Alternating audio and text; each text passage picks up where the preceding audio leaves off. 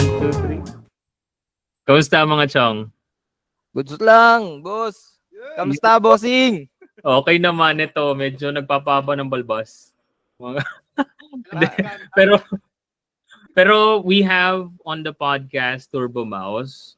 Maraming salamat Turbo Mouse. Palakpakan, mga nanonood sa bahay. Maraming salamat for the opportunity. I know medyo mga busy kayo with your own life. Pero simulan ko muna man. Nakikita ko mo nagbablog ka. Anong meron? Ayo. Ano ba to? Yun, Career change ba to? Hindi naman for character development yun, bossing. So, kaya ako in-explain ko sa date ko yon as a vlogger and as a runner, no? Na oh, Sino source mo? and, hindi pwede sabihin yun. Yun ang golden rule. Kahit mahuli ako, hindi ko talaga sasabihin.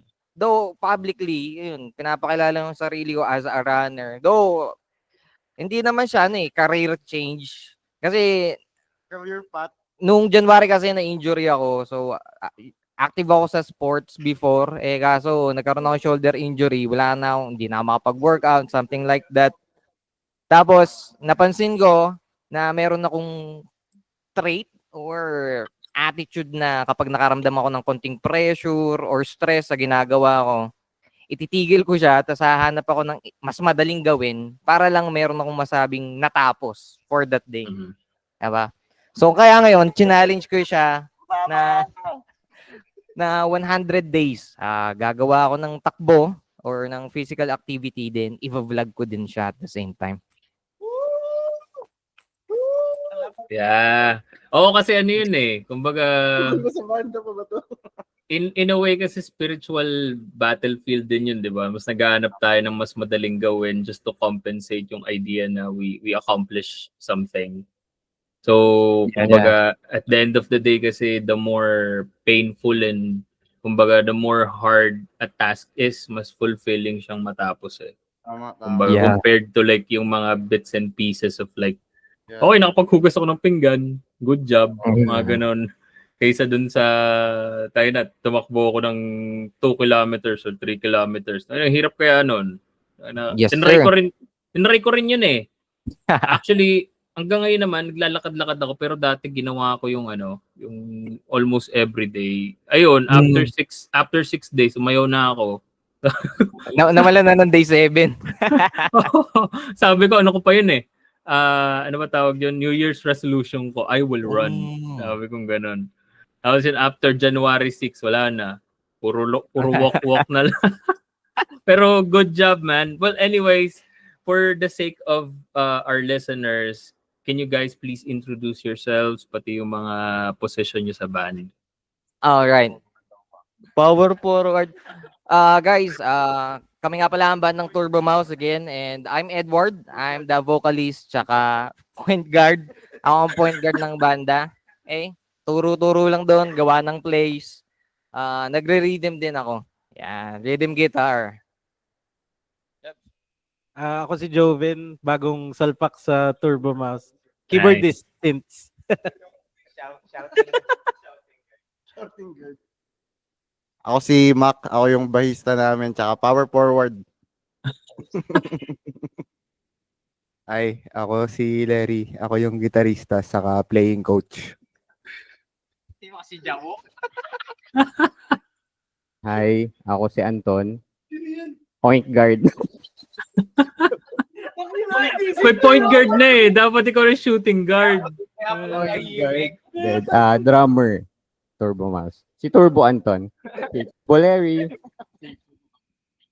Yan, and that is Turbo Mouse. So maraming salamat guys for sa pagpapaunlak sa aking imbitasyon. To be honest, medyo bigyan ko lang ng context a little bit. What happened kasi is I saw them live sa Berrio. May event kami sa Berrio. That's before the Chonkies. Tapos sabi ko, I know Turbo Mouse, I'm not gonna lie. Kasi you guys already created the name for yourselves Teka lang, may nagbebenta sa labas May banana queue. pero yun na, baka si malupitan, no? Pero yun nga, you guys already created the name for yourselves kasi before coming in dito sa podcasting, kumbaga, syempre nag-i-scout ka na ng mga artists locally and nakakasama nyo na nga si LTNM, nakakasama nyo na before sila Happy Three Friends, sila Russ, tapos sila Direct Silver. So, kumbaga, every time na meron ako nakakasalamuha or nakakasamang artist that I look up to, palagi ako merong congratulatory yes sa sarili ko eh. So, nung panahon na nagkaroon ako ng courage, I believe yun sa the Chonkies nag-gig sa Berrio. So, ginrab ko na agad yung opportunity. Tinabi ko sa Turbo Mouse na okay lang ba interview ko kayo sa podcast para mapag-usapan natin yung mga songs nyo. And so far, okay naman, masaya naman sila. Ngayon, magkakasama na kami. Teka lang, ito, banana Q eh. Wait lang eh, tayo na ito eh. Ayun, okay na. Wala na banana Q. So, what happened is, eto nga, nakapag-usap na kami. And to be honest ako, medyo may onting starstruck pa rin ako coming in. Kasi looking at the numbers that you guys, created, dun lang sa Fusyang Dilaw. Kahit yung asawa ko na hindi masyadong active sa music, nung sinabi ko sa kanya na, love, interviewin ko yung Turbo Mouse. Sino sila Si putang ina? Yung ba yung mga yun? Sabi ko, sabi ko yun. Ko interviewin ko yung mga yun. Sira ulo ba yung? Pero seriously, maraming salamat guys for being here and para sa pagpapaunlak sa munting podcast ko na ito. So pag-usapan muna natin. Isang karangalan tong ganito. Actually, first podcast din namin to eh. Okay. Yeah, first podcast interview namin. Dati Radio, kay Kanguso. Kay Gabi. Oh yeah. Kay Gabi. Si John Lloyd Mayweather. Tapos, actually, doon din ako sa kanya ako nagsimula. Kasi sa kanya ko nakuha tong concept ng podcast. Kasi, nung binubuo niya, medyo short, share ko lang ng onte. Nung binubuo niya yung radio show niya sa DWBC, lumapit si Cap Tope. Tapos sabi niya na gusto ko kasi before pa doon, may mga live kami ginagawa eh. Isa ako sa mga natugtog sa kanya eh. Tapos parang kinausap siya ni Cap Tope na gawa ka ng radio show dito sa DWBC kasi kakasimula pa lang. So kami nag-conceptualize nung pinaka-atake niya sa radio station. And of course, bless his soul, bless his family. Kinuha na siya ng ating tagapagligtas, which is still heartbreaking pero kumbaga ang dami niyang naging tulong sa mga artists like us. Sobra. Isa siya sa mga naging pioneers talaga natin dito eh. And siguro kung buhay pa siya hanggang ngayon, siguro pa rin yun. Kumbaga super active pa rin yan. Sobrang saya niya. Oo. Na nare-reach niya yung mga goals natin. Kasi dati, honestly, hindi pa ganun kaputok yung eksena natin dito eh. Lahat Manila talaga eh. Oo, boss. Actually. Lahat punta Manila. Tapos, ngayon, gumagawa tayo ng eksena natin dito. Tapos yung mga Manila na inababa, which is sobrang happy. Actually, nung sa The Chonkies and even yung sa Brio, pero sa Berrio din na mga gigs namin, there are bands coming from Rizal, yung iba Makati, iba QC. Imagine, di ba? Dati yung mga taga-South yung willing pumunta sa Manila just to have the exposure ng gigs. Pero ngayon, willing na rin sila pumunta dito because they're seeing na may market talaga tas alive yung eksena. Yung Berrio, di ba? May mga spot na dati kasi wala. Ngayon may Silim na, meron ng Berrio, meron ng alam ko may linilinis na venue si Allen ng 06 sa Tagaytay. Sarap tumugtog doon, malamig. Yeah, nung Mas Allen, kung nakikinig ka, baka naman. Frequent listener siya dito sa podcast na babanggit niya. Nice. May banda ka na, may stand-up comedians ka pa. Hindi ka magsisisi sa amin, Boss Allen, sinasabi ko sa'yo. Oo. Kaya binubuo niya rin talaga yung eksena dito eh. Isa rin talaga sa mga pioneers din yun sa pagbubuo ng eksena dito sa South. Well anyways, punta muna tayo sa inyo. Paano ba nagsimula si Turbo Mouse? Magkakaiba kami ng version eh. So, sa akin kasi, sisimulan ko na, nasa akin yung mic eh. Before kasi, nung college, sila may kanya-kanyang banda. And then ako, since ano ko eh, ano ba tawag doon? Introvert ako eh, mahihain ako eh. Oo. So, medyo mahihain ako. Wait So, lang hindi guys ako ha. Wait lang. May natawag sige. lang. Wait lang. Sige, boss. Natin. Cut lang natin. Wait. Sure. Nag-live selling yung banana Q. Nakakat naman eh. Kasi hindi po, payback na lang. Shorten na yung balbas niya. Hindi. Actually, okay nga sa kanya. Yun. Nag-ahit ng balbas. Kuha na ulit. Ayun. Sige. Ayan. Yan. Okay na. Sorry. Biglang may tumatawag. Nagtatawag po. Lasa, Shopee. Tuwing recording ko talaga palaging marami nangyayari. Pero yun Saan nga, tayo magsimula, sige. boss? Sige, doon na sa umpisa yung sabi mong iba-ibang version. Ayan, iba-iba version. So, ito yung version ko kung paano kami nagsimula. So, sila, may kanya-kanya silang banda noon. Tapos, ako yung wala. Pero, meron akong hidden talent sa paggawa ng kanta at sa pagkanta. Wow, hindi ko naman talaga alam yun. Ang kayo nga lang nagsabi ng ano eh. Ay, ang ganda ng kanta mo ah. Kwento ko to pare, huwag kayong magulo. Tapos nagkaroon ng parang jam sa bahay ng tropa. So may mga instruments doon. Sinabi ko na, ay gusto nyo itry yung mga nasulat kong kanta. Ay ko buuin natin. Baka pwede kayong maging bandmates. Eh, syempre sila, hindi ko alam, pumapalakpak na pala yung tenga nila. Inihintay nila ako na sabihin ko sa kanila yun. Yun pala, kaya nila ako in-invite nung gabi na yun. Interesado na sila sa mga kanta ko. Tapos yun, that was 2013. Ang tagal na natin nagbabanda, no? Tagal na, man. Ganto pa rin tayo. Anyway, kaya kami mga college friends coming from different bands. Tapos, so yun, doon na nagsimula. And then, first gig namin nun, August 6, Nice. 2013. Ganun ka-memorable yung first gig natin sa akin, pare. Ayak ako nun eh. Ha? Tapos nag-cover kami nun, boss, ng ng kanta ng Autotelic. Oh, shit. Ganda. Tsaka Balik. Magbalik. Balik. Hindi po siyang dilaw. Hindi, tsaka po siyang ginawa. Oh, siya, ikaw na. Yun yung sa akin, boss. Yun yung namin. Sige, version mo naman. Sa version ko naman, yung may mga compose kaming dalawa nun. May compose kaming dalawa nun. Tapos parang, hindi actually, yun din naman yung sa kanya, pero halos isang buwan yung pagitan nun. Yung sa amin kasi sa studio, open jam sa studio. Oo. Tapos parang birthday nung tatay ni Bill ba? Parang kanila Bill ata yung sinasabi mo eh. Tama ba? Cholo. Kanila Cholo. Oo, dun nga sa bahay nila. Oo. Yung may Japanese koy sa ilalim ng bahay. Hello. Ayan. Hindi, sa yun, 'di ba? Tumutugtog na ang plano instrumental lang na tugtugan.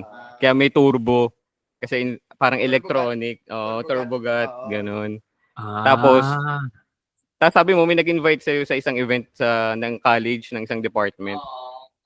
Tapos wala kang banda. Tapos walang vokalista. Di ba nagkaka-idol? Malayan Idol to. Solo artist to eh. Christian Bautista ng to eh. Nanalo siya nun kasi yung magte-text ka tas boto. Politician to eh. Vote buying. Politiko, no? So, sa madaling salita, yung ito talaga yun eh. Yung mga kabanda namin, graduate na kami, maraming back subject. Kami na lang yung maging nagkakabanda. Iniwan kami ng mga kabanda namin kasi nag-work hard na sila. Kami, play hard pa din. Bata pa si Joby nun, no? Ilang taon ka? 12 ka pa. Legit, grade 7 pa lang si Jove nun. Hindi pa nag-lo si Joby nun. Ayun, to keep the short story long. So, ano yun? Sabi nyo nga, di ba, parang magkakasama, may mga kanya-kanyang banda. Kamusta yung first gig dun sa after ng mga open jams nyo? Kamusta yung naging first gig nyo, if you can remember? Sa akin, boss, malinaw pa ang lahat.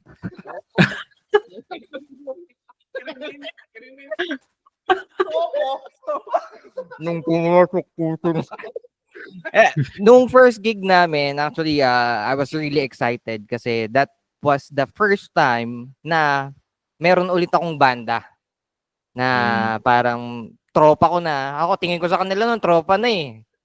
Ewan ko sa kanila. Pero natutuwa ako na parang pag nag-uusap kami, first jam, kahit yung practice pa lang, inaareglo namin yung mga songs, parang nagkakasundo kami or kahit hindi man kami magkasundo sa mga gusto namin, walang na-offend sa amin.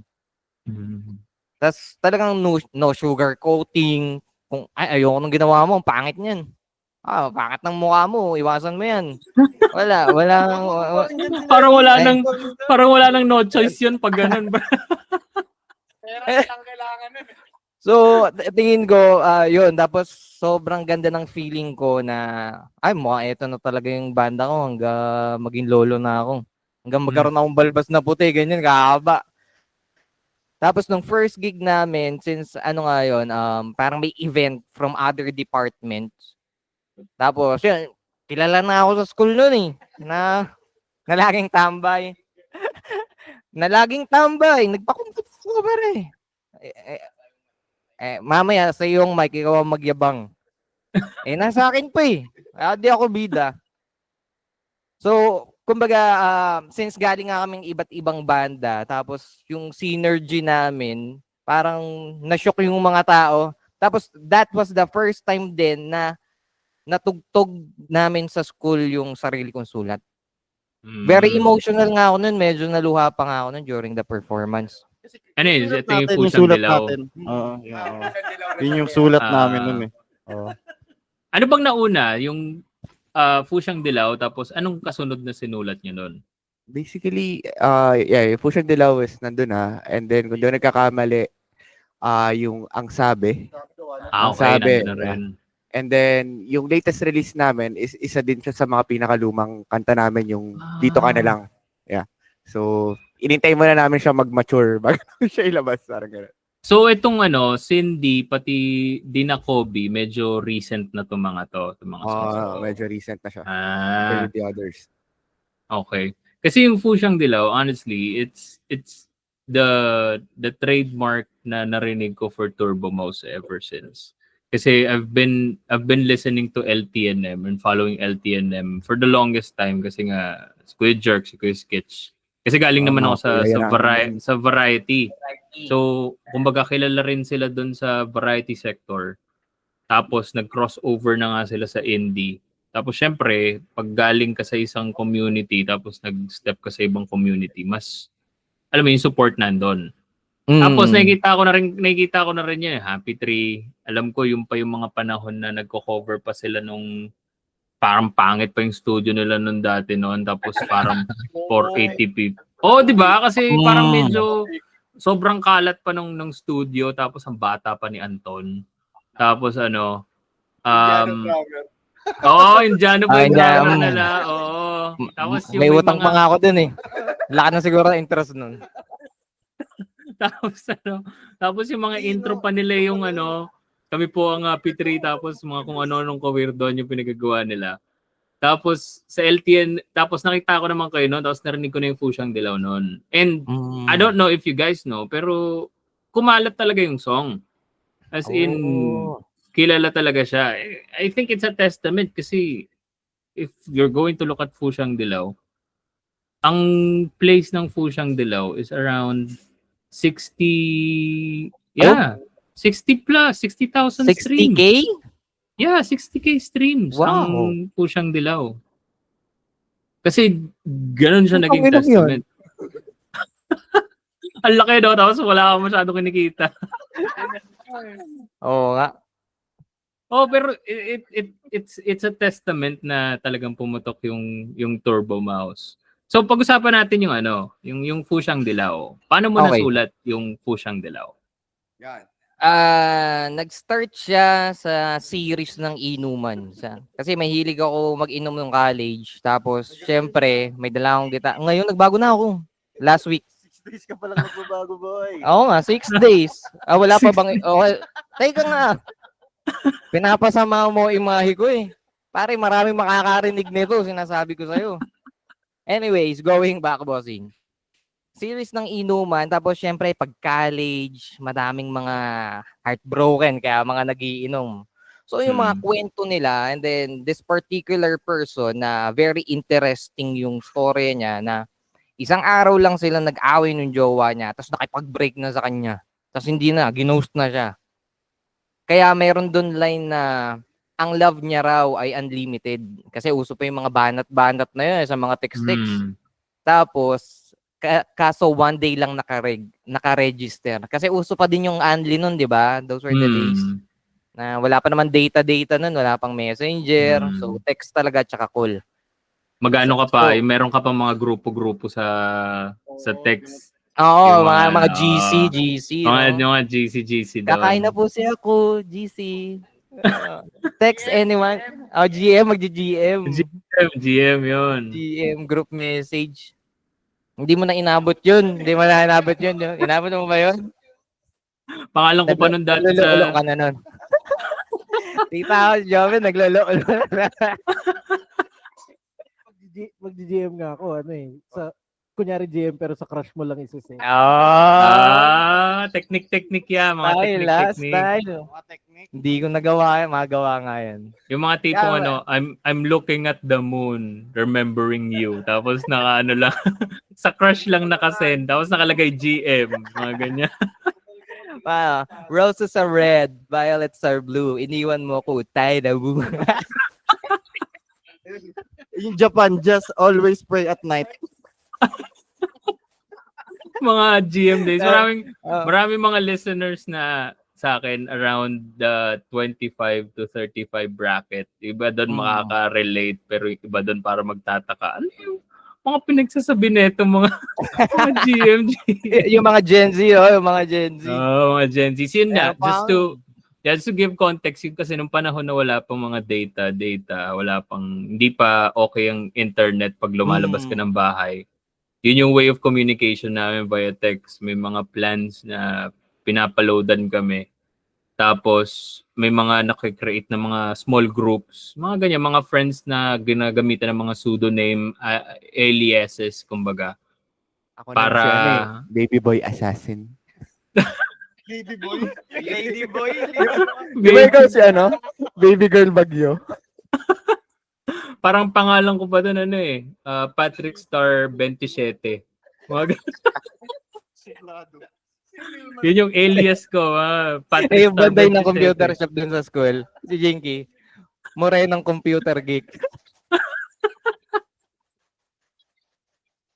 Ang kulit Labo tapos crush si LeBron James.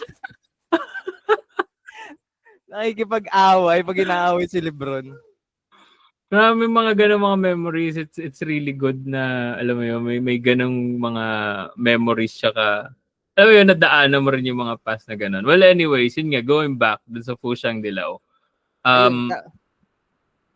Ayun, so doon na umiko, doon sa storya, malaking ambag nung niya. Kasi yung mga stanza and refrain, parang yun na yung usual na nangyayari before the breakup, diba? Masaya, then suddenly yung chorus doon ko nakuha sa sa storya ng love life niya. Yung Pusyang Dilaw kasi kasi bawal magmura diba? I mean, kapag gumawa ka ng title, hindi naman pwedeng putangin na mo, diba? Hindi pwede eh. So Nung ngayon, panahon na yun kasi medyo tabu pa eh. Pag kunyari maririnig sa kanta yung ano hindi eh. Yung pwede. mga mura-mura eh. So ngayon, kaya ko naisip na fusyang dilaw pare. Kasi siya yung color na hindi mo maintindihan. Kasi may fuchsia pink. Tapos kung titignan mo, yung spelling ng fuchsia doon is mali din. Ako, nagkamali ako ng... Hindi, ngayon ko na lang nire-redeem yung sarili natin doon. Pero yun yung storya. Eh, kanta naman natin yun eh. Kung mali yung And spelling doon, yun ang dahilan. Sinadya po namin yun. yo, malinaw Lubog na. kasi yung S mo keyboard ko nun eh. Kaya... So, on the record, so yung mga bashers namin, bashers. Wala naman. Minsan nga gusto ko magkaroon eh. Para masaya. Pero yun nga, on the record na, sinasabi na, sinadya namin yun. Kaya wag na kayong mag-comment na mali yung spelling. Sinadya namin yun. Yung Fuchsia Dilaw, sadyang mali talaga yun. Ben, Pero, nung na-release niyo yung kantang yun, ano yung feedback ng tao na narinig na meron siyang mura? Wala naman, okay naman siya so far. Okay lang naman. Kasi sa akin, tinutugtog ko yun kapag may inuman sa amin, tsaka sa school. Yung iba, ang ganda daw ng kanta. So, hindi naman nila masyadong pinansin na may mura. Parang sabi niya, solid yun. Ramdam na ramdam ko yun, pare. Kahit hindi ako heartbroken ngayon.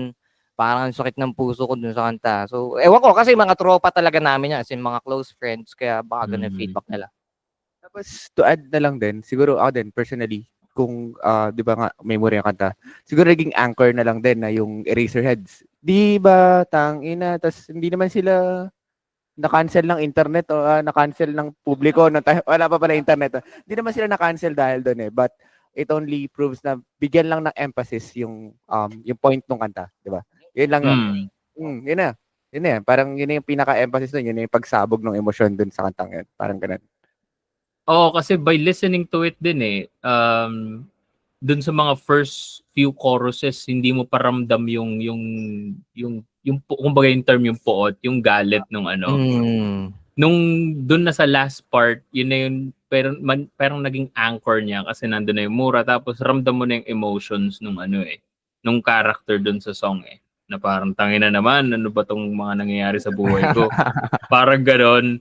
Kaya pag nagdadrive ako, kasi syempre, ang ginagawa ko kasing routine pag may interview, pinapakinggan ko yung buong album or yung mga songs. Okay. Sabi ko, tangina, nalulungkot ako tapos mga tipo alas 11, alas 12 pa ng gabi. Tapos, rinig ko, nalulungkot Ang ako. road rage ka, no?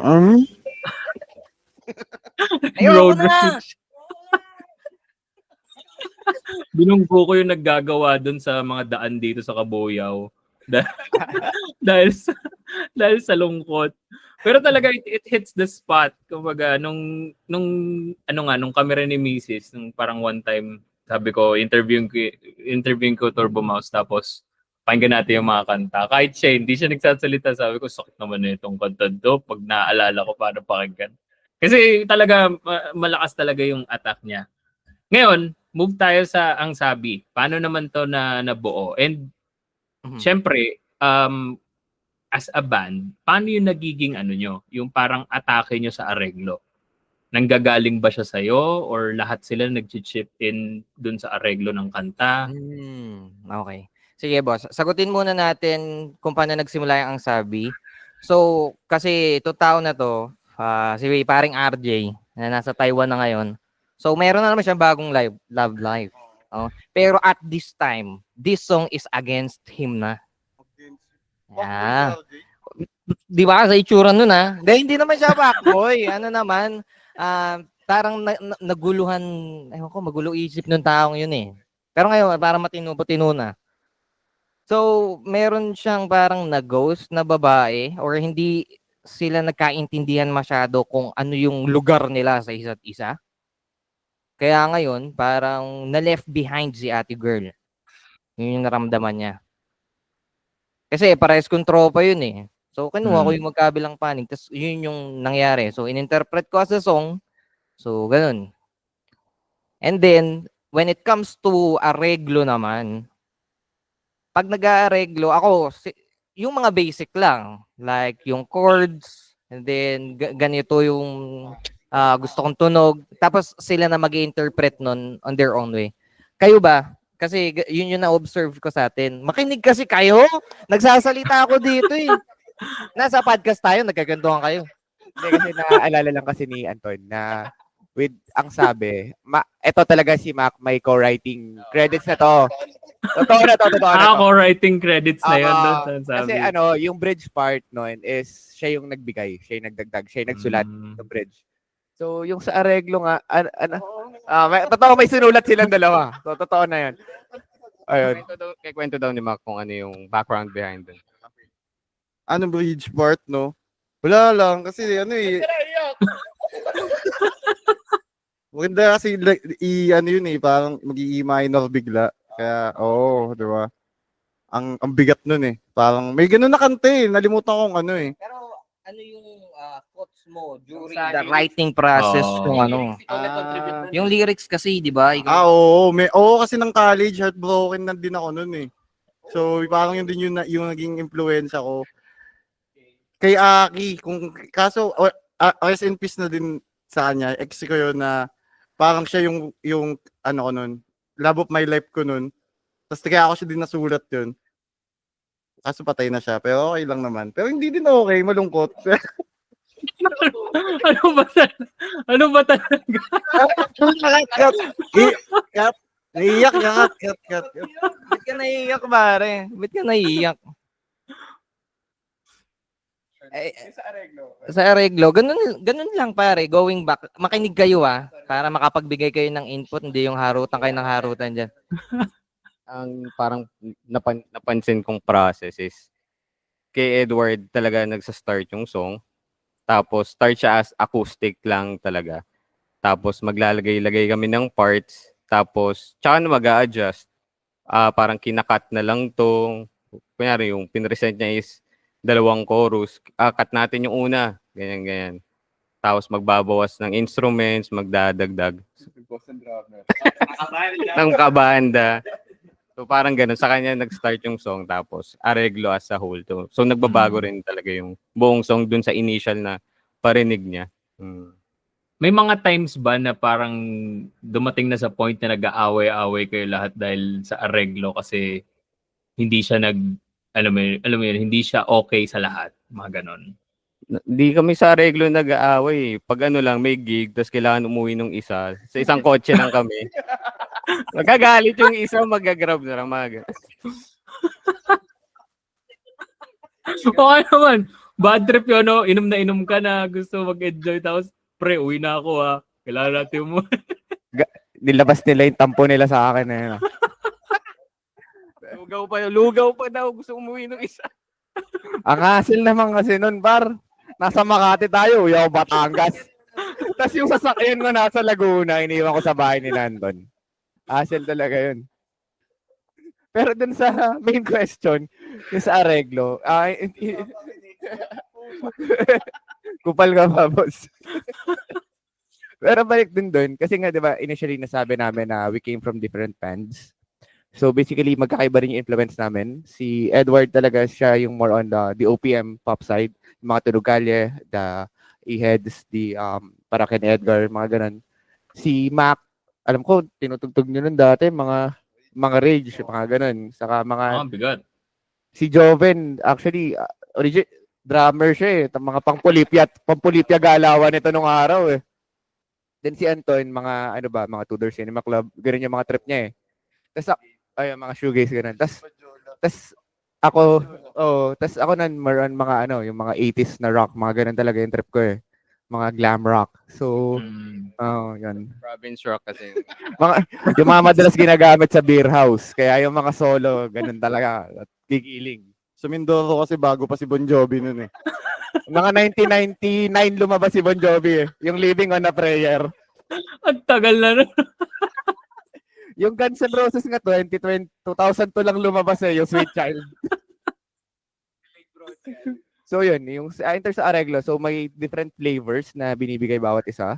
But yun nga, nasabi na naman ni Edward eh, parang from the start pa lang, very professional na kami sa atake. I mean, regardless ng criticism or yung ayaw nung isa or basta napag-uusapan lahat sa areglo.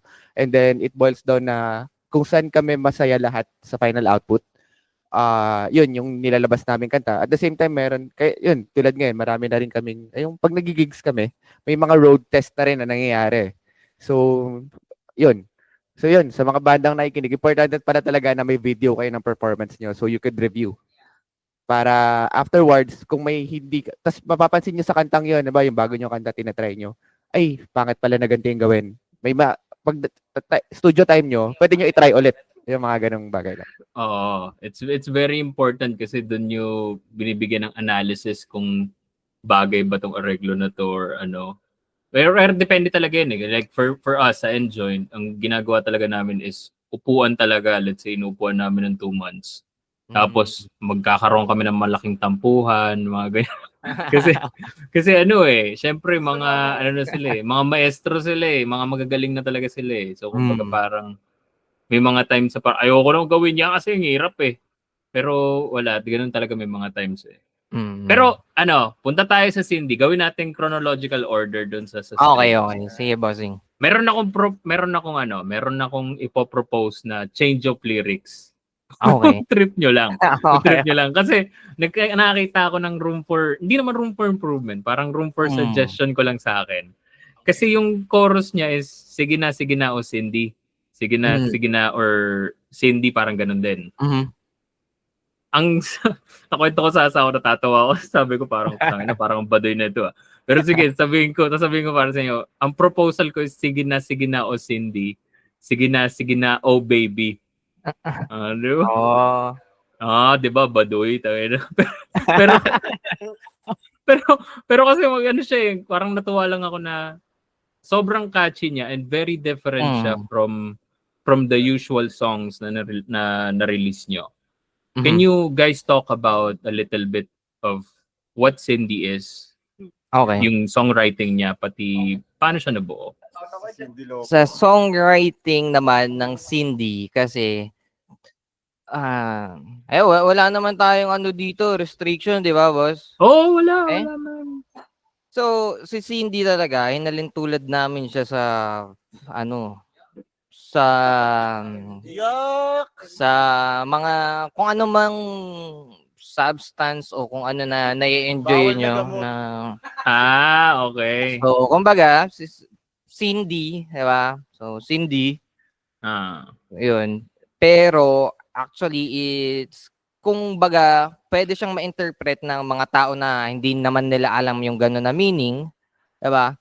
So it's a love song for Cindy. Okay? Tapos nagsimula siya kasi before nakikipag-collab ako sa mga rap artists. So, ayun. Pinagawa nila na ako ng verse. Okay? So, kaya, ayun. Yun na yung ginamit ko din ng verse nung hindi nag-materialize yung project kasi parang nagka-estapahan o kung ano nangyari dun sa project na yun. Natigil yun. Kaya si Bakit may kwento ba behind doon? May kwento dun sa ano? Masyado kang nag-stereotyping, pare. Hindi, pero ganun, doon nagsimula yun, boss. Kaya iba yung style of writing niya. Parang medyo upbeat siya. So yun, nakisama kasi ako sa mga rappers that time. Sabi. Lumpia. Lumpia lang kami nun. So ayun, hanggang sa tinapos ko na maging kanta siya ng Turbo Mouse. Yan. Kasi parang siya yung pinakaunang very different compared to like yung sa Ang Sabi, pati sa Pusyang Dilaw, pati dun sa isang song sa Dinakobi. Kasi yung Dinakobi, kasi yung Dito Ka Na Lang, medyo may similarity na way siya kasi medyo upbeat eh. Kumbaga parang yung Cindy kasi talaga upbeat siya, tapos yung Dito Ka Na Lang. Kulit nga ng title niya dun eh, Dite Itichewa. Japan yun eh. Japan. So mamaya punta tayo doon. Pero lastly, doon tayo sa Dinakobi. Paano siya Mm. nag-materialize? Kasi nabanggit nyo, isa siya sa mga unang songs na na-perform nyo as Turbo Mouse. As time progressed, may mga naging changes ba to compared to dun sa nakalabas na ngayon sa Spotify? Sa dito ka na lang, boss? Sa Dina Kobe. Sa Dina Kobe. Ang Dina Kobe, boss, medyo bago-bago yan. Ay, sorry. Pero Ano pala yan? Yung dito na lang pala yung luma. Yan, sige. Sa Dina Kobe, sige. Yeah. sa Dina Kobe, actually, nagte-testing lang kasi ko ng mga singing techniques na natututunan ko over time. Kasi yung unang kanta namin na may falsetto. Tapos, nung sinusulat ko siya, parang mga Ed Sheeranish na yung mga influence ko noon, yun yung pinapakinggan ko. So, kaya medyo Walt-ish siya. Diba? 3/4. And then, ang naging peg nung kanta is, ang dream ko or vision ko para dun sa kanta na yon soon is kapag merong mga JS proms, may mga 18 Roses, kasama siya dun sa playlist, pare. Yun ang vision ko para dun sa kanta na yun. Pag nagpa-burn sila ng CD. Burn pa ng CD, no? Silent Sanctuary. Tapos pasan ng kalyalili.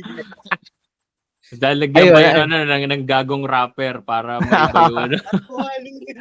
Papasabay yung tatay mo ng Kenny Rock. Ta- For Africa. Ayun. Ganun siya, boss. Tapos, yun yung isa sa mga kanta na sobrang dali nating na-record. No? Ang bilis namin natapos sa recording that time. Halos lahat, parang one take lang, no? Sa Okay. drummer. Ilang take yung sa... Kasi pinakamatagal talaga pag sa vocals kasi kailangan as perfect talaga siya as possible pag recording ng vocals kaya talaga matagal talaga siya. I remember kasi I remember dun sa Enjoint na nagre-recording kami, inabot ata si Owa ng 3 hours, 4 hours kasama mga breaks. Kasi kailangan talaga siya as smooth as possible talaga yung yung recording ng vocals. Okay. Well, anyways, ngayon gawin natin. Sige man. Ayun, add ko lang din dun sa Dina Kobe. For me rin kasi parang transition point yung kantang yun. May sign of maturity kasi yung para sa akin yung chord progression ng kantang yun eh. Kasi may part doon na parang ang key niya is A, but may chord kami doon na ginagamitan ng D minor, which is parang technically hindi siya kasama talaga ng A major na key. Kumbaga, yan sa scale ganyan. Normally hindi. So may technical maturity din na nangyari sa akin personally for yan. Parang para paano mo isushoot yon yung mga ano yung tamang nota para doon, yung mga ganun ba. Yaba? Sabi sa'yo, nag-improve ako, pare. Sige. Ngayon, gawin natin, pakinggan natin yung latest single nyo. Dito ko na lang. Tapos after nun, pag-usapan natin. Okay, So, sige. Boss. Share ko lang yung aking screen kasi kanina rin pinapakinggan ko. Actually, kanina pang umaga pinapakinggan ko siya paulit-ulit kasi natutuwa ako eh.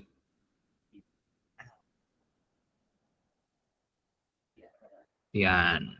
Let me know pag narinig nyo guys ha. Tapos on mo na lang. Okay na, bossing.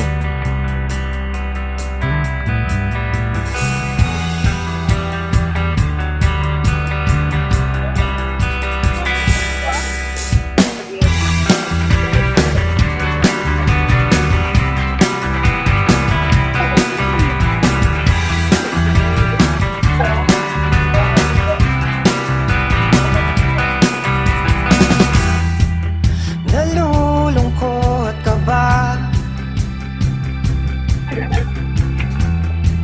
Saan ka pupunta? Ba't lalayo ka pa? Paano kung saktan ka nila? Nandito naman ako, naghihintay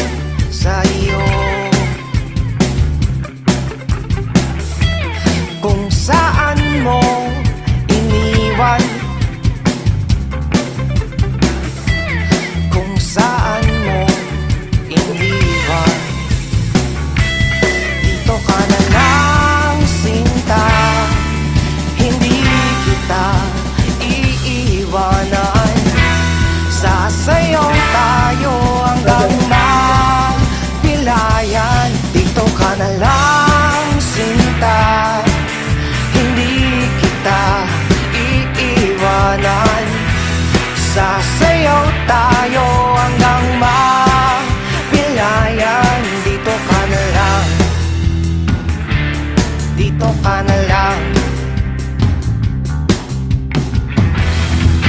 Kahit ilang beses masaktan, okay lang, okay lang.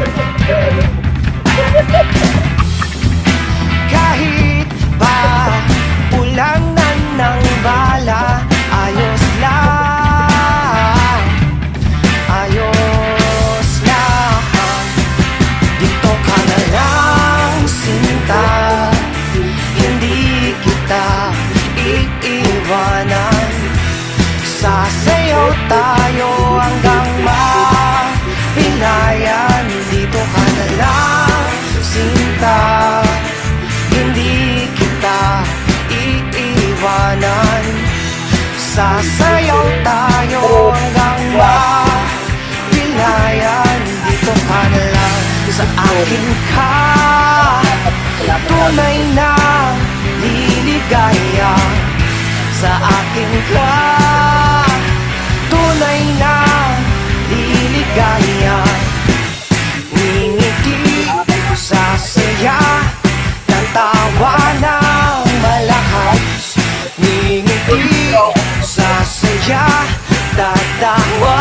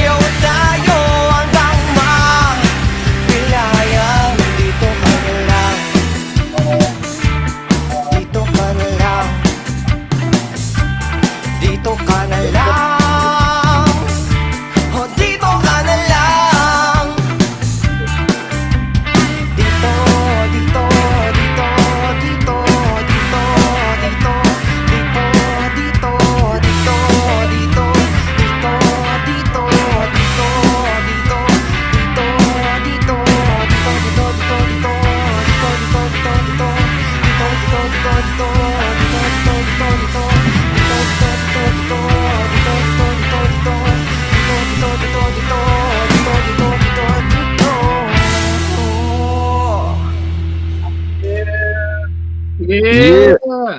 That was Turbo Dito mouse ka na- daw. Dito ko na lang by, of course, the one and only Turbo Mouse.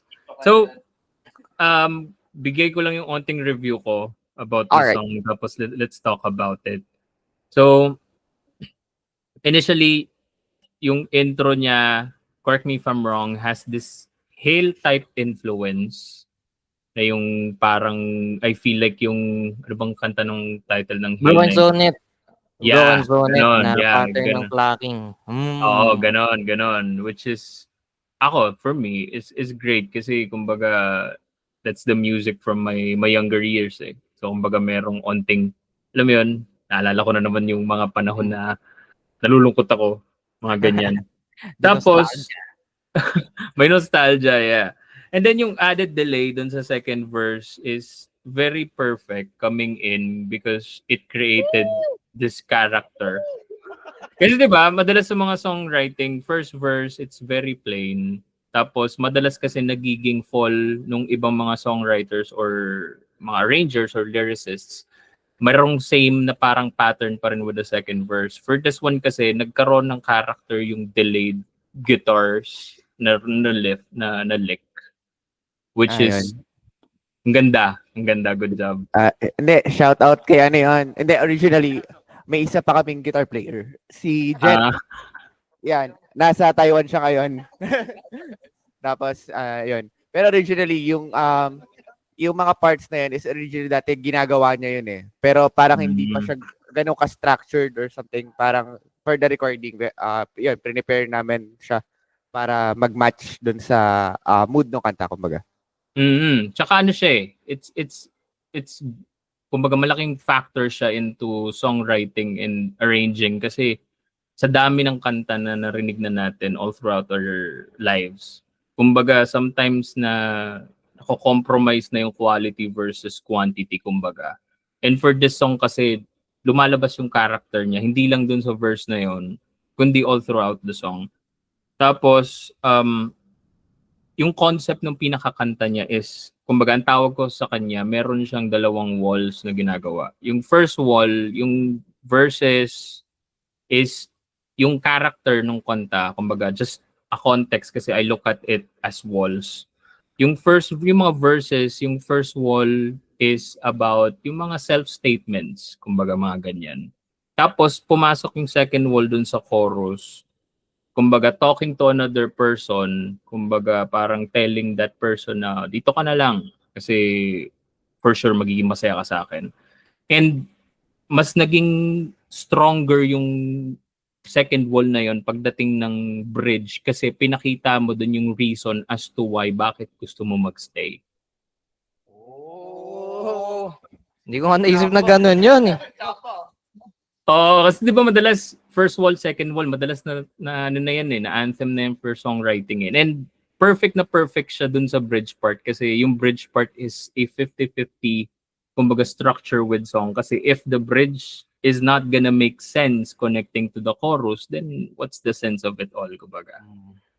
So, yung bridge part, I really like the bridge part kasi nagkaroon ng emphasis in the songwriting kung ano yung reason bakit dito ka na lang. Hindi kita palagi itong galing mo pipiliin. dun, bossing. Hindi ko nga naisip yun eh.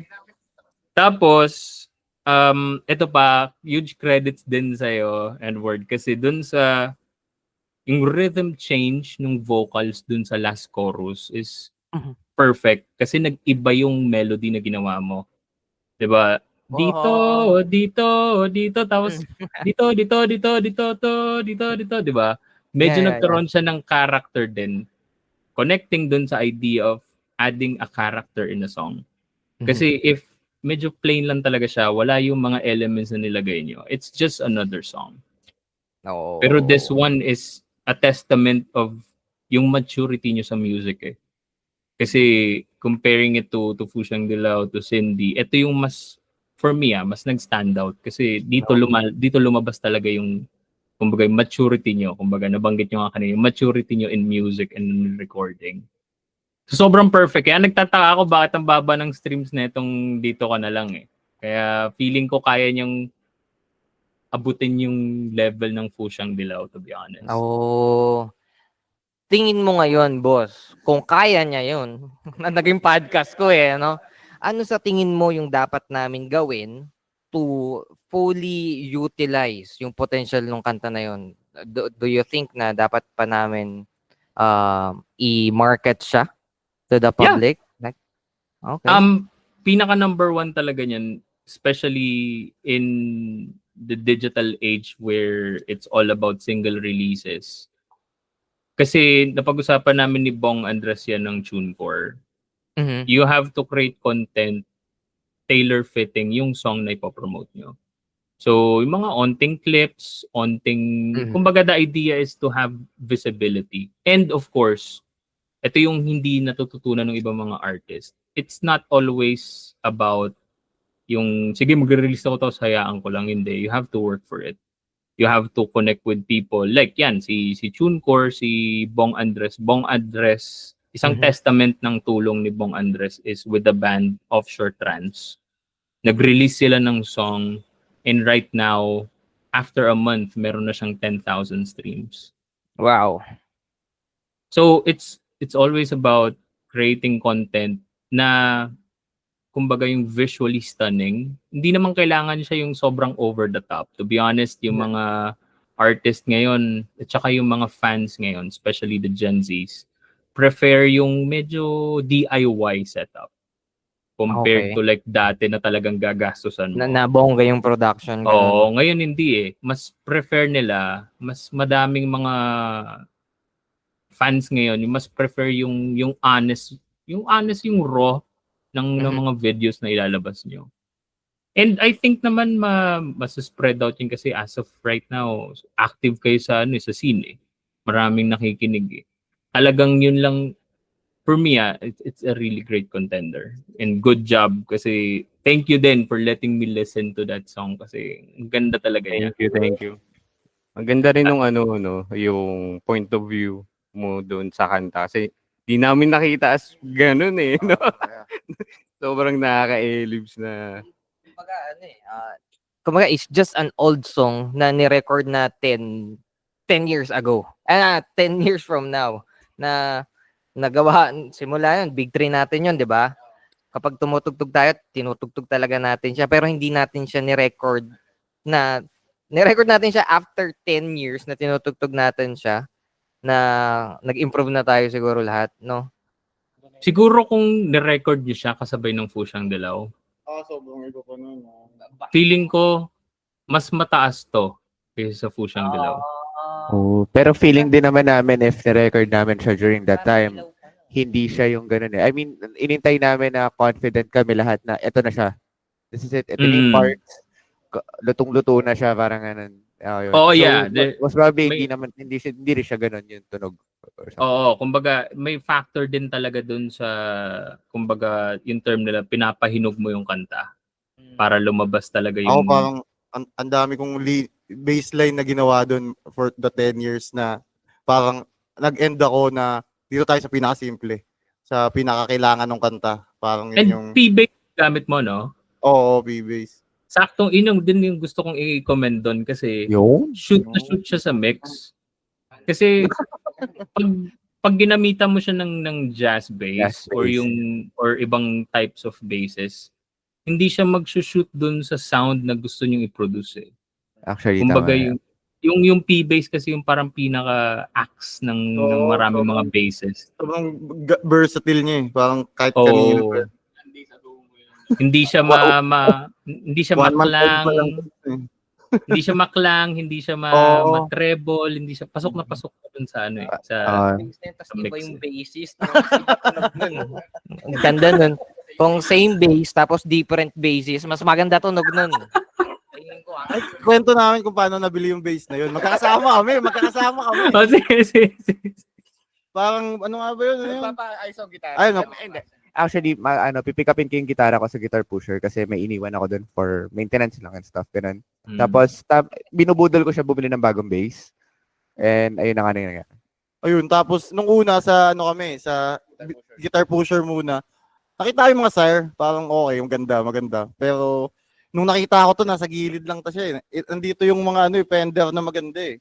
Sa JB na. Dito yung magaganda eh. Pero parang okay maganda, pero nung nakita ko talaga siya, parang alam mo yun, na-inlove ko talaga, oo, parang binalikan ko pa yung credit card ko sa sasakyan. Para lang mabili mo. Oo, kasi talagang na-inlove talaga ako sa kanya. Hindi, maganda. It's perfect, man. Kumbaga, Oo, parang- I'm not gonna ask for like if I'm the producer of that song, if you use a different bass, siguro I will ask you na pwede kang gumamit ng or baka kailangan pa natin i-heavily mix yung kanta. Pero ito hindi eh. It suits perfectly dun sa song. Ayun, shoutout na lang din sa LA Balls and Nick Lazaroff for mixing and producing the song with us. Yeah, thank you so much guys. So yeah, let's talk about Dito Ka Na Lang. Paano ba siya na-conceptualize? Paano yung road nyo to recording? May mga sobrang dami na ba naging changes na itong kantan to? Actually, isa sa major changes nun is nag-cut kami ng parts eh, no? Kasi parang sobrang haba eh. Mahaba na yung pinakinggan mo ngayon pero mas mahaba pa rin dati. Para kaming Dream Theater. 5 minutes na tapos Parang Master of Puppets, mga ganun. Mga 7 10 minutes. minutes. Ah, grabe, ang haba pala. Oh, pero isa rin din sa concept ng kanta is gusto namin din ng kanta na pang first song eh, no? So yung tempo niya na yung kumbaga parang bouncy siya for the audience na So, maganda siyang opening song. Kaya parang yun yung ina namin. Kung gusto namin kunin yung energy from the start, bigay namin yung energy, tapos palungkotin namin kayo bigla. Ganun yung story nung set. Pag ganun yun.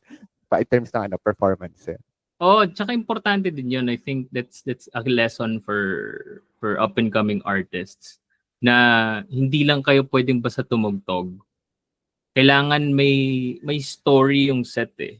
I like yung mga banda na may storyline yung set list nila. Na it keeps you asking like ano ba yung next song regardless if it's a cover or not. Kasi may difference dun sa maganda yung sinabi mo na at least may tema na una-muna papasabigin ko muna kayo, may buy-in na masaya. Tapos dun sa uli, dun na yung parang tangina, ba't pa ako nakinig na yung set na ito, mga hype na to, nalungkot lang ako. That's art, kumbaga.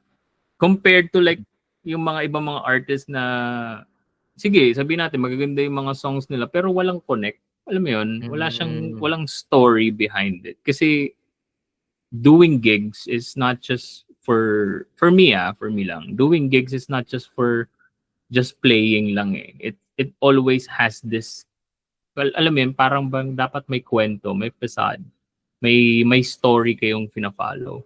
And sabi ko, parang may na-encounter din ako dati. Sabi, parang tips lang niya for bands na wag mo i-consider na isang set siya sa gig. Regardless kung 4 songs lang yan, 3 songs lang yan, consider mo yun as a show.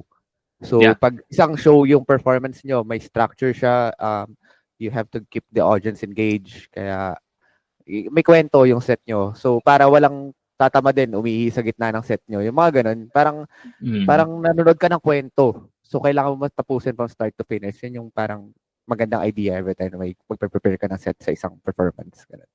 Yeah, I totally agree. So, let's talk about gigs. Do you guys, simula muna tayo dun sa pinaka memorable. Ano yung pinaka worst na memorable na gig nyo so far? Ayun, actually yun, nasa, saan tayo nun? Makati? So, yun ang, worst siya, memorable. Not worst, kasi okay naman tugtog natin. No, hindi ko naman alam eh. Kasi lagi naman ako masaya sa gig. Pero yun yung worst, kasi the first time na nagkatampuhan kami, hindi pala kami, siya. Nagtampo siya kasi kailangan niya na umuwi. Kami ayaw pa namin umuwi. Nagsasarado kami ng bar eh. Sayang yung biyahe. Oo nga, Pero, tayo na nagulat nga ako nun sa inyo eh. Tapos na lahat eh, nandun pa kayo. Sabi ko, tayo na ito mga to, ayaw pa umuwi. Nung mga binata pa kasi talaga, ganun talaga. Di ba yung mga gigs natin nun sa Tommy's? So as in talagang sa Tommy's, yun, minsan taga-bukas na taga-sara na yung nangyayari sa amin nun eh. Pero, ayun, din si Job namin siya nakala. Job! So, ayun. Tapos, best gig. Sa LB. Feb Fair. Oh. Sarap. Yung school. Hindi isa sa Pasita. Yung mga bata. Diba? Tas Christian school, sumabay sa po siyang dilaw. Na-invite kasi kami sa Christian school sa Pasita, no? Catholic school. Tapos, ayun, ewan ko, paano ba natin nakuha yun? Actually, nag-PM lang sila sa Facebook if willing kami mag-perform on, parang basta ko ng event man meron sila sa school.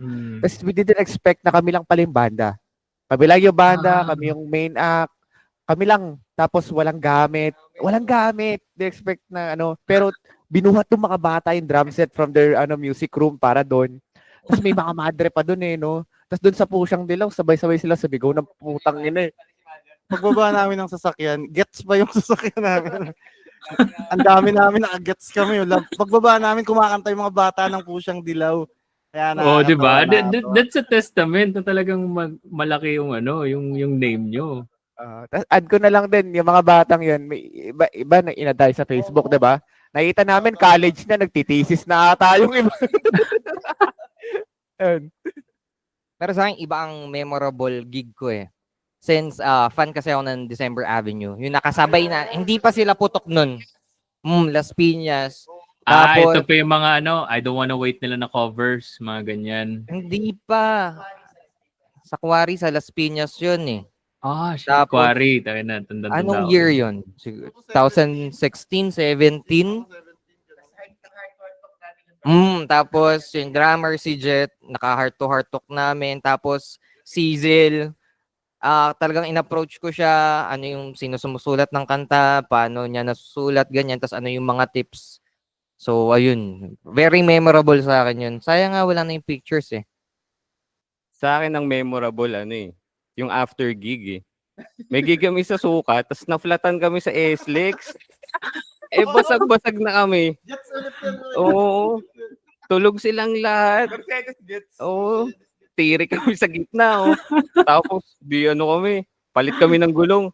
Yung isa dito, wala niya ko sino. Tulog lang siya. Pinapalitan namin yung gulong. May isang tulog lang sa amin. Tapos nung okay na, napalitan. Tapos, nung okay na, di nagutom. So, Jollibee tayo. Yung tulog, sabi, spicy sa akin, ha? Galing eh. Solid mo dun, pre. Lahat kumahog na para magpalit ng gulong eh. Tapos ikaw tulog pa rin. Nag-change tayo sila, nasa sasakyan lang ako. Hindi kayo marunong magpalit ng gulong. Yun yung plot twist. Tapos sinundan tayo ng Moronda. Oo, sa Sana- SLEX pa yun, di ba? Buti hindi kayo na, na tow. Free lang yung tulong nila sa amin nun. Memorable gig. Semak, memorable gig. Ano ba? Parang yun siguro din, yung naplatan tayo, yun, isa sa pinaka-solid na... Si Wish yun, nag-wish kami, yung Wish yun, masaya din. Ang dami na naming gig na... parang... Ang hirap mamili kung sa 2,000. Sige, dahil dyan, kung ako yung host, no? Si Joven yung pinakabago sa amin. Tanongin natin siya kung alin yung so far pinaka-memorable gig na Yeah. Hindi, pero background din naman. Prior si Joven maging keyboard player namin, nagsasub-in na siya as drummer for Anton back then. Siguro mga 2 years ago. Multi-instrumentalist pala. Tapos, ang plano talaga namin, unti-unti niya papalitan si Anton. Di lang namin siya madiretso. Nagpa-practice na ako mag-keyboard pa. in case. Pero yeah, Joven, paano? Kamusta naman pala yung pasok mo and then transition mo from previous bands tapos dito sa Turbo Mouse? Yung pagpasok ko sobrang saya lang din kasi hindi kasi nung pandemic tumigil talaga ako sa pagtugtog. Actually yung banda ko nun yung The Hovercraft, tumigil talaga kami sa pagtugtog. Tapos gumraduate na din kasi kami, na busy sa trabaho. So parang ilang years din talaga yung walang tugtog at all and walang gig. So parang since kilala ko na sila, lagi namin sila kasabay, si Turbo Mouse dati sa mga gig. Tapos pagkasama sila, masaya lang kami lagi. Parang excited pa nga kami. Gagi, kasama natin Turbo Mouse. Oh, GG na naman tayo nito sa tawanan, GG. So ayun, parang nung in-invite nila ako, parang para mag-synths and keyboard sa band nila. So syempre, I felt honored kasi hindi kasi ano din, parang kung sa drums versus sa keys, kasi para sa akin talaga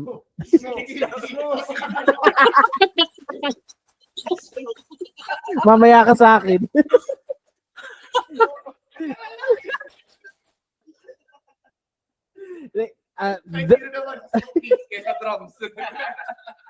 Yung keys kasi sa drums parang hindi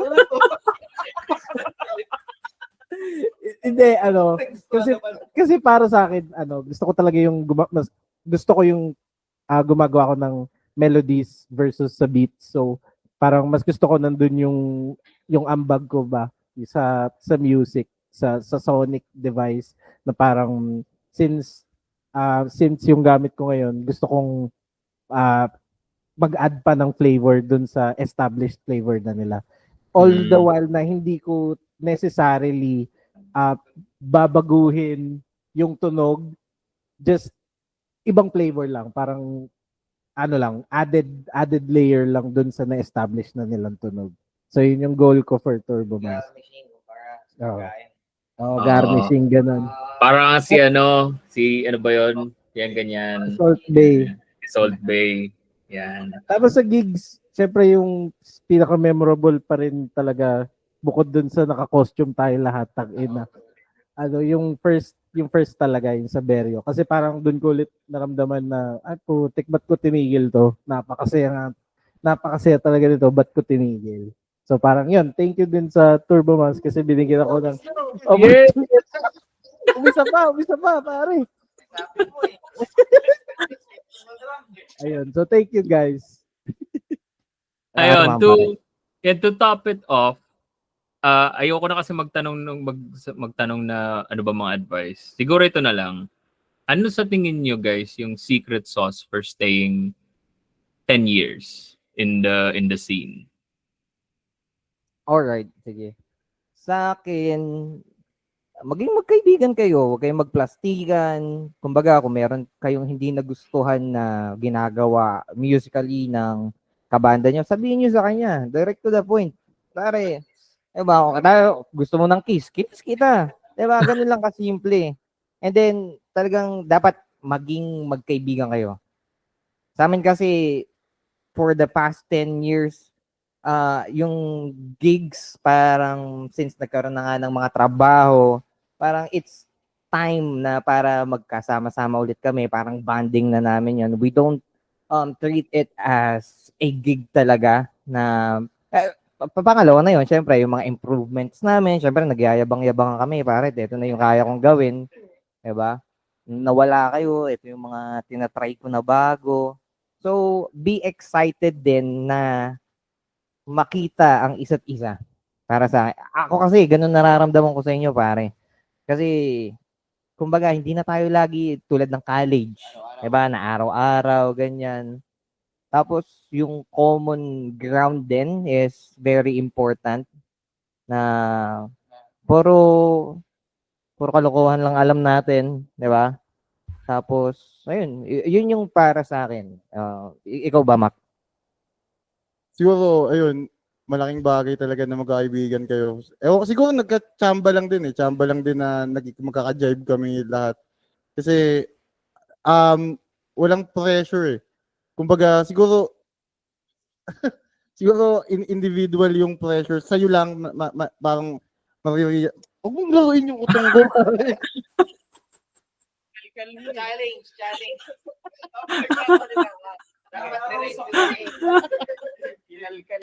Sabi mo, di ba, dapat magkakaibigan. Oo. Hindi lang kayo Tumitigas eh.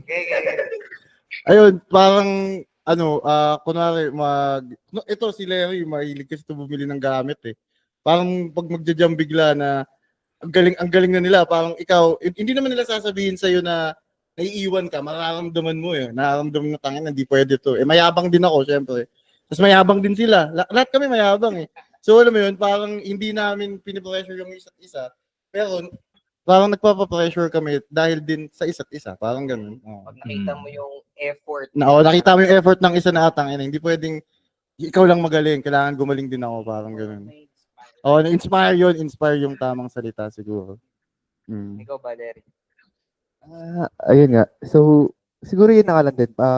Naging tsaba din na connected yung ugali namin. Magkaka-drive kami.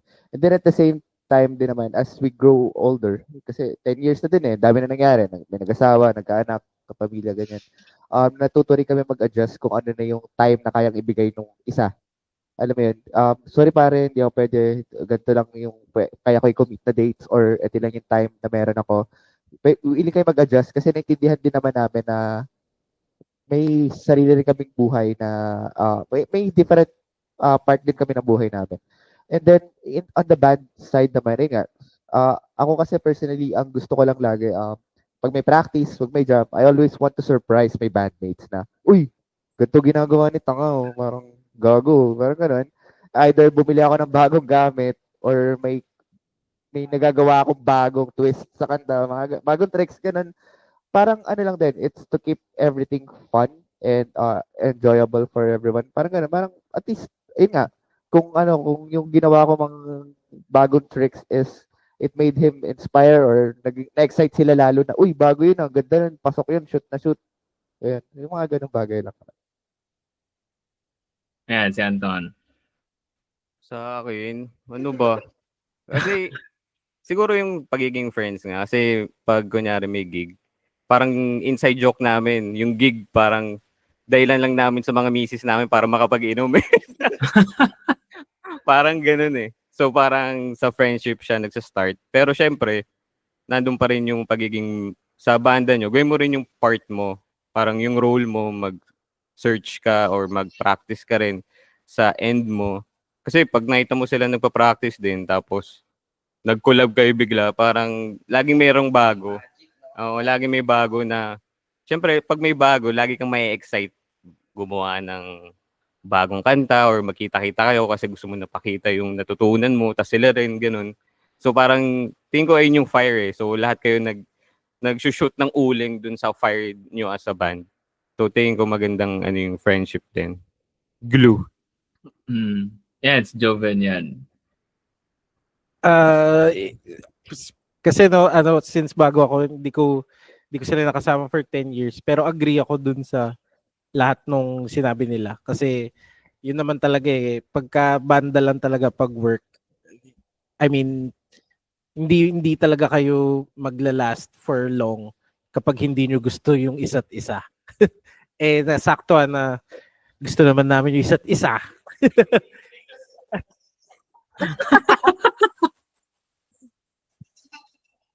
De, pero ayun, looking forward to another 10 years pero nandito na me. Yan. Well, overall, pare, it's if you treat it as work and if you don't like the people surrounding you, talaga hindi talaga magtatagal talaga. Yeah. So, ayun. So, for up-and-coming artists, kung banda man, duo, kung ano, make sure that you have, this relationship with one another. Hindi naman yung sexual. Kumbaga parang, Kiss lang. yung kiss lang, mga ganyan. Okay. So, anything that you guys wanna promote, shout out, pasalamatan? Big mamaya. Of course, next week pa yan eh. Of course, yung Spotify namin, syempre. And then, meron din kami palang mga videos sa YouTube. Okay? So, YouTube Facebook page, of course. Diba? Kasi yun ang platform ng mga Pinoy. And then, most of the contents namin is nasa Facebook. Diba? Yung vlog mo din. Tapos, ayun, yung vlog ko, follow nyo ako sa Facebook, add as a friend nyo ako, kasalubong nyo ako sa gig. So, Tuwa nga ako doon sa unang vlog mo eh, yung nakalagay doon sa Strava. How's your first day? Nakakapagod, gago ka. Kupal ka ba? napagod. Tapos, meron pala kaming upcoming gig sa December 1. Ayan. Under, sa page Saan to, yun? to be announced na lang. Ayan. Saan yan? Saan yung gig niya yan? December Sa 1. QC, bossing. Sa, QC. Sunday. under siya ng anniversary ng Born in Films. Okay, yeah. So, naging Born in partner Films, siya yeah. ni Indelible. Of course, salamat din nga pala Indelible Productions. Yan ang nagbibigay ng gig sa amin. Sana lagi kaming laging bukas ang pintuan nyo para sa mga bandang Oy, tulad tsaka namin. mamaya pala. May gig kayo mamaya. This is recorded November 23. So, November 23, yeah. kakatapos lang. Pag na-upload na to, tapos na eh. Katapos lang nung album tour ng Ng Cuatro Cantos. Cuatro Cantos. Yeah. Unfortunately, hindi makatugtog ang Psycholaria kasi mga nag-iiyakan sila. So pero okay lang naman. Anything else, guys? Gusto niyo promote? Pasalamat din kami sa Queen of the Crowd kasi siya yung mostly nagte-take ng pictures. Galing, ganda ng mga kuha. Kayo ba, meron kayong gustong pasalamatan? Ano lang, minor shoutouts lang din sa mga friends and prods na nakasama namin from the start. Una kay Tito Lawrence Tapia of Uno Cinco. Yay. Ayan, basta pag nakita yung kalbo, yun na din yan eh.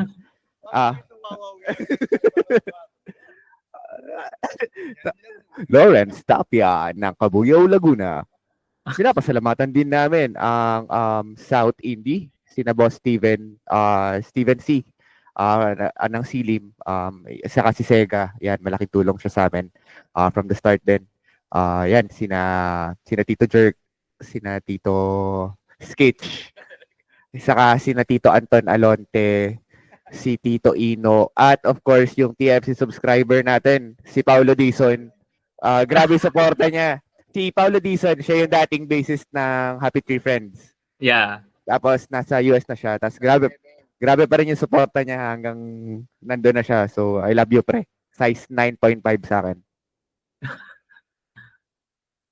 Shoutout ko din pala yung yung mga friends namin, pati yung family na laging nanonood sa mga gigs namin. So, super appreciated. Kahit may entrance fee, nagbabayad kayo.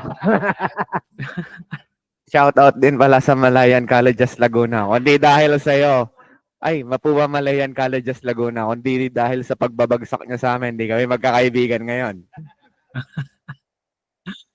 Yun naman, meron pa guys, meron pa, pasalamatan. Sa akin naman, ako nagpapasalamat ako sa, of course, sa Team Spotify. Nakakatuwa kasi we have around, kaka-check ko lang, we have around 200 followers there. Tapos we have every listens, we have 50 to 100 listens per episode. I don't know kung sino, kung anong klaseng mga tao kayo, pero hindi ko alam bakit kayo nakikinig sa akin. Pero maraming salamat sa opportunity na pinapakinggan niyo yung podcast. Di ko rin, to be honest, di ko alam paano yung algorithm ng Spotify. Salamat din sa pag-invite pala. Next time sana live na para Oo, wala pa kasi akong equipment for live eh. Pero yun yung plan ko next year. Gusto ko talaga pumupunta tapos set up tapos kasamang Chat mo ako sa Shopee, budulin kita ng items. Yun. Sige.